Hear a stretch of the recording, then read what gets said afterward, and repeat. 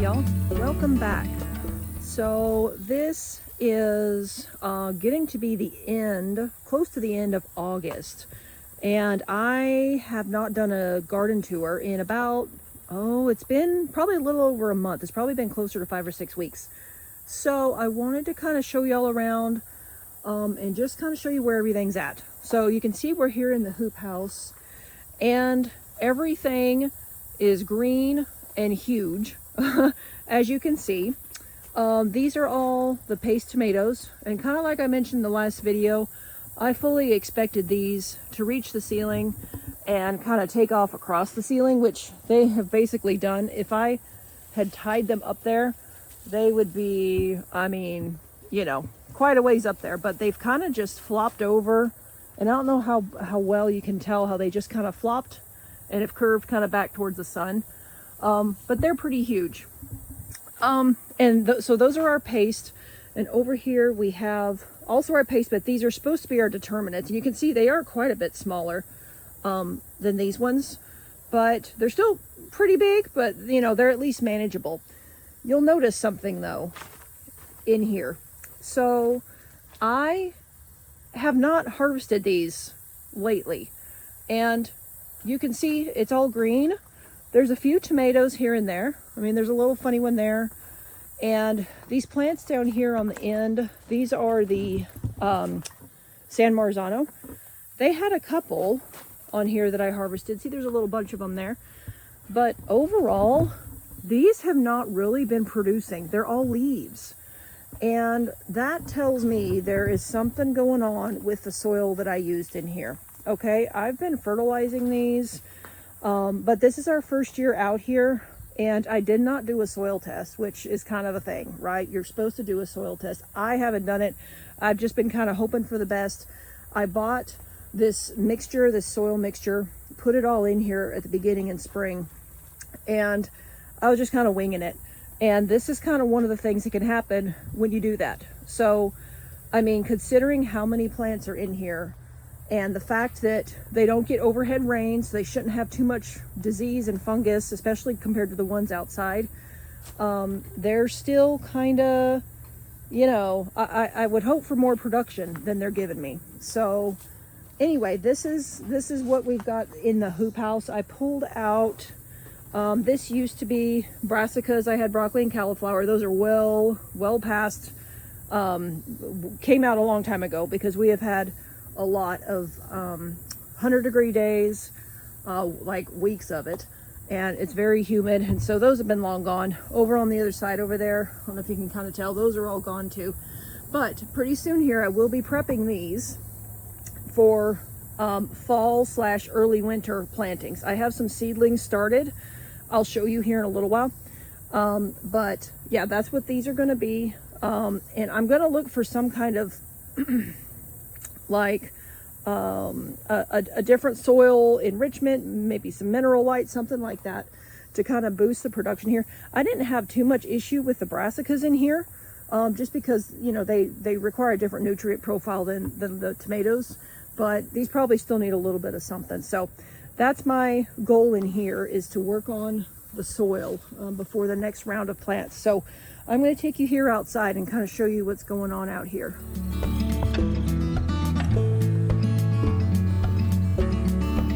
As we come around the side of the hoop house here, you can see that things are kind of starting to wind down out here. Like I said, it has been pretty terrible with the heat here lately, and some things are doing okay, like these beans. I mean, especially down here, these are the cowpeas, and you can see they have a bunch on them, and they're starting to dry out, and I can go through and pick the dry ones. We're going to do dry beans for those. Those are different varieties of cowpeas. There's some red rippers in there. There's some Ozark Razorback, and the green beans here, these are pole beans. They're kind of done, right?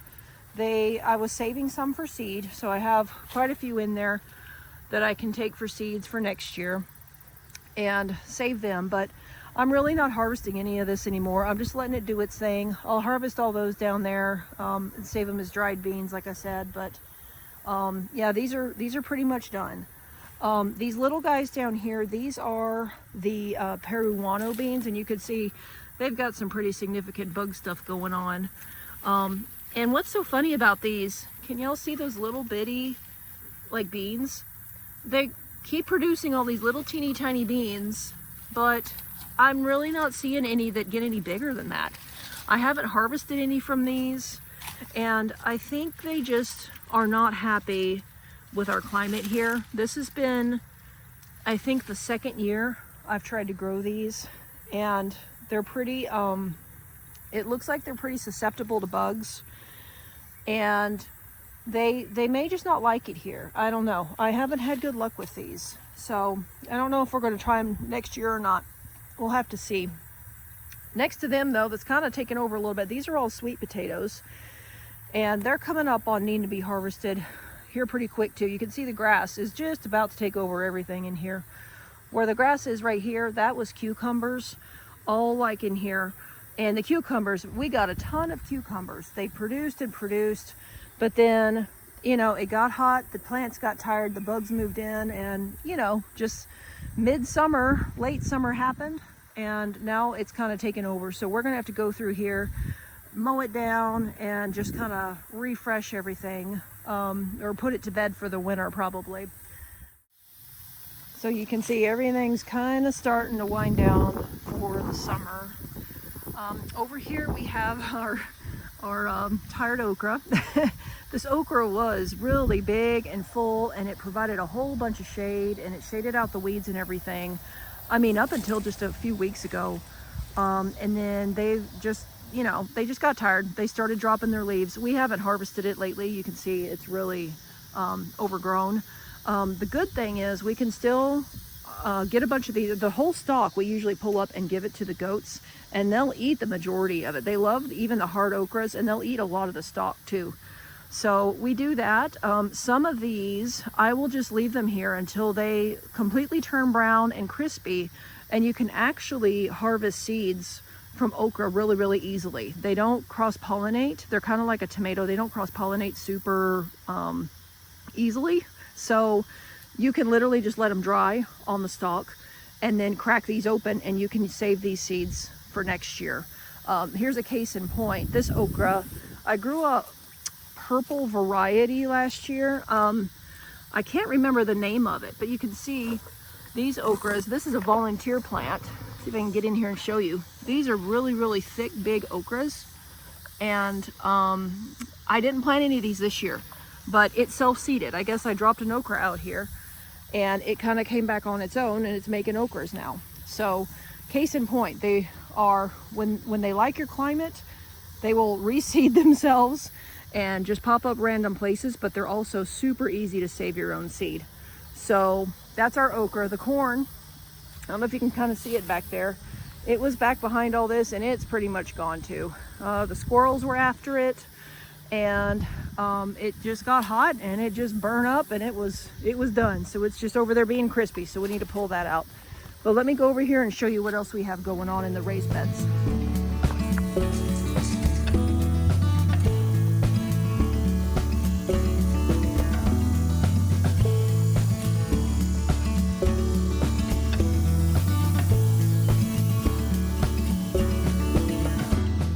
Over here in the raised beds, we have our big old volunteer blackberry that's still kind of hanging in there. It's looking pretty good considering how hot it's been. These are all the jalapeno plants, and you can see I need to harvest. Oh my goodness, the jalapeno plants are kind of going nuts. These are some red jalapenos, and then we have cayenne peppers in there. We have green jalapenos, all kinds of different ones. But you can see, yeah, they're ready for another harvest. I'll probably freeze most of these because it's the easiest way to preserve them. I might freeze dry some of them too. They're really good freeze dried. Last year I made a bunch of cowboy candy with these, and it's really, really good. The problem is I made a whole ton of it, and we haven't eaten it all. So I wasn't going to make any more of that this year. But, you know, these aren't going to go to waste. I'll have to preserve them somehow, because you never know if it'll be a pepper year next year. So I wanted to show you kind of an experiment that I did here with these tomato plants. So these are suckers that I pulled off of those plants back there. Those are the ones I originally planted from seed. And when I was pruning them at one point earlier in the season, I had some big suckers that I pulled off, and I just stuck them in the ground, and I put these little, like, these are like, they don't have a bottom in them. It's just a collar that I put around it because the roly-polies are really a thing right now, or they have been all summer. So I put that around it to kind of protect them from the roly-polies, and I just stuck the sucker straight in the ground, no rooting compound, no nothing, just to see if they would work. And I think I put about 8 of them in here, and I think, look, there's like 5 or so that actually took root and survived. So, you know, around a 50-ish% success rate for like literally no effort. So I thought that was pretty good. You can see how big they are, and they're starting to make tomatoes. And I'm kind of viewing these as a fall crop. I've never done a second round of tomatoes, mostly because we've gotten plenty, like for canning and all that every year, but we don't have them as late in the season as they could go for fresh eating. So I thought it might be a good experiment to see if we could get some fall tomatoes going. I've always heard the pest pressure is a little bit easier to manage when you start fall planting things like this. So I thought I'd give it a try, and so far, I mean, they're looking pretty good. So we'll see how these turn out. Again, I don't need a ton of them, so, you know, mostly for fresh eating. So yeah, we'll see. I'll keep y'all posted on these. Right next to them are our older plants. These are the original ones that I planted for our paste tomatoes, and obviously I haven't picked them in a day or two, and so we've got quite a few on there that need to be picked. I usually will pick them like right here at this stage because we have a lot of birds, we have a lot of bugs, stuff like that. And if you pick them like this, of course, you can bring them in and set them inside, and they'll ripen within a day or two. They ripen surprisingly quick when you bring them in. But these are all the paste tomatoes. So these ones, like these big ones here, are the Blue Beach, and these littler guys, these are the San Marzanos, all these. And you can see I'm starting to get some disease in here, some blight, stuff like that. You know, that just kind of comes with the territory in the area that we live in. I don't go out of my way to try to prevent it, because you can kind of see with this amount of plants, I still get enough tomatoes, so I don't worry about it too much. These ones are the Black Seaman. These are ones that I tried this year, and I really, really like these. I've never grown them before, and earlier in the season they were a little bit bigger than this, and they look like a slicing tomato, but when you actually cut them, they don't have a ton of seeds, so they're almost like an all-purpose tomato. So that's one I'm definitely going to grow next year. I really like that one. So yeah, you can see they've seen better days as far as what they look like, but again, I mean, we've had, I don't know how many harvests of these, and so we're doing fine as far as the amount of tomatoes. So in between here, I wanted to show you, so here's a big old basil plant. Isn't that pretty? I love the colors of that basil with a purple hue. But I did want to show you, I did this on the other side too. I don't know if you can see these little bitty, I planted beets in here. They're kind of under the shade of the tomatoes, so when it's crazy, crazy hot, like it has been, they're not just like in the bright, full, you know, blazing heat and blazing sun. So I have a row of them, like starting right here, and they've kind of come up, and they're not really, they're a little bit bigger than they were, but they're not growing like crazy. I think they'll probably take off when it gets a little bit cooler. But I've got a row of them here, and it goes all the way to the end. And then I've got another row over on the other side there. So both sides, they're on the sprinkler, so they're getting water. And I was trying to keep them moist, especially when they were a little tiny. But now I'm just watering them basically when everything else gets water. You come over here, and I'm trying to get some carrots going, which is a little bit of a challenge when it's been as hot as it is. You can see, you got to get really, really close, but there are actually some coming up in here. Okay, you can see the ones over there a little bit better. You see all those? I reseeded in between the ones that didn't come up. Like you can see several in a row here, but then there's a gap right there. So I put some seed there. There's a couple more, kind of like the beets. They're not like taking off. So I think it's the weather. I think it's just hot. The thing is we have a frost date. Our first frost date is October. And so if you don't get these going and get them to a decent size before it gets really cold, you're going to end up without carrots. So I'm trying to get them going. We'll see how it goes, trying to keep them wet, trying to keep them where they'll actually root and be able to take off when it does actually cool off a little bit.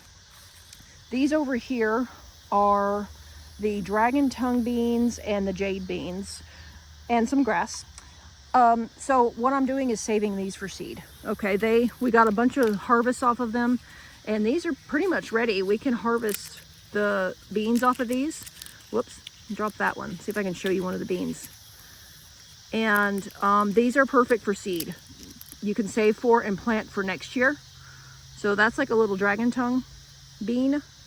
Can y'all see that? So they are similar to the okra. They're similar to like tomatoes. They are another variety if you want to get started saving seeds. Beans, like bush beans, that kind of thing. Again, they are pretty much self-pollinating, so they're not going to cross-pollinate with other varieties, even like this close. So I'm growing, like I say, the dragon tongue here. I'll save these seed for next year, and the jade there. And even now they're still kind of trying to produce good beans, like edible beans. But yeah, these are my for seed beans. And then over here, I'll show you, these are our what's left of our slicing tomatoes. They're not doing wonderful. You can see they're pretty tired, pretty worn out, pretty diseased. I'm getting close to the point where I might just take these out of here because they have a few tomatoes. They're not very big. They're not ripening as quickly as they were. And I think they're just, there's a Kellogg's breakfast back over there. They're, you know, they've just kind of seen better days. They've reached the end of their life cycle, I guess. So, you know, that's why we kind of put that fall round in place, because this is just kind of what happens. They just kind of expire here.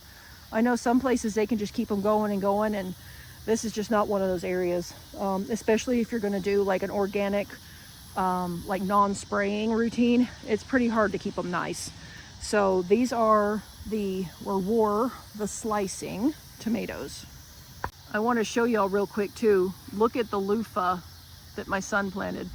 It is like taken off. It loves the heat. Look at these loofahs on here. I don't know if y'all can see how big they are, but they're like pretty good size loofahs. They're really cool. We haven't grown these before, and he wanted to try them this year.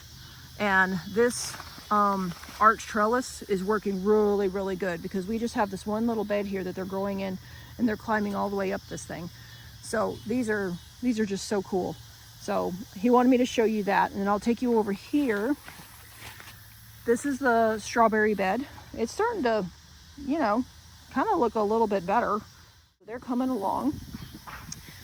These are the cherry tomatoes. And you can see I had to swap out the Florida weave idea. So I had twine on here, and I was out here one day watering, and I just heard this pop, and this whole thing just came crashing down with all the tomatoes and everything. So I just rigged some string that we had left over from the hoop house and just tied them on here old school way with my taping tool. Got them up off the ground, and you can see they're still producing. Again, they're looking pretty tired. They're looking, you know, like a little diseased, a little sad, but look at all these tomatoes they're making. This one's a sunrise bumblebee. Then we have some black cherries. These ones with the pointy end on them. See if I can focus. There we go. These are called Reisentraub. And so, you know, there's a decent variety in here. And considering how many cherry tomatoes there are, I mean, they're not something you want to like preserve, like as far as like for canning and stuff like that. So they're mostly for fresh eating. So we can't keep up with this many. And this is only, I think there's 7 plants in here. So I've been drying them in the dehydrator and using them for, like, you can make kind of like a sun-dried tomato type thing. But you know, and beyond that, we're just fresh eating and trying to eat a whole ton so that we keep up with them.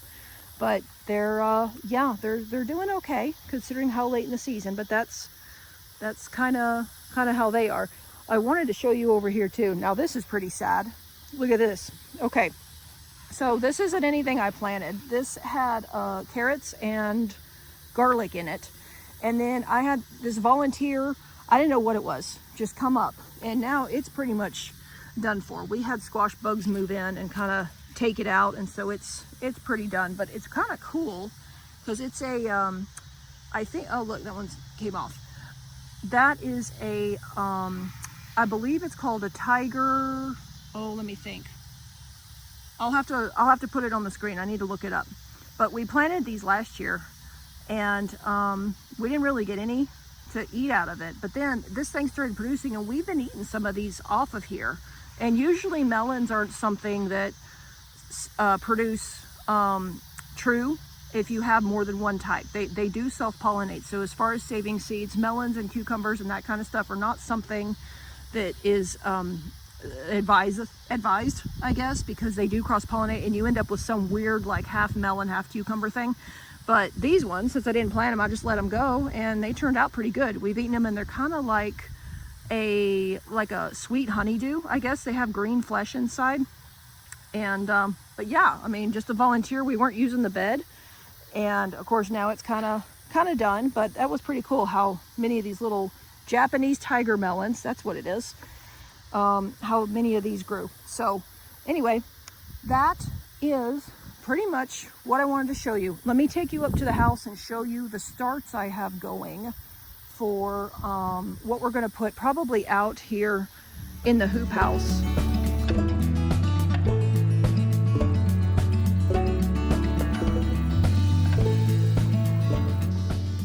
These are the fall seeds that I wanted to show y'all that I have going. These are mostly broccoli seedlings. We have some lettuces.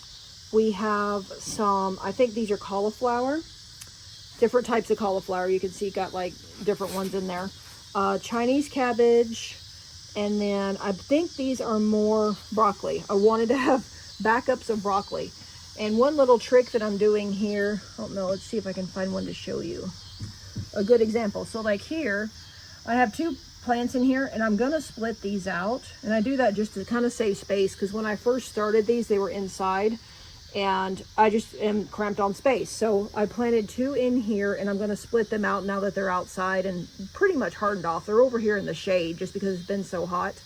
The one issue I am having, you can see, is caterpillars.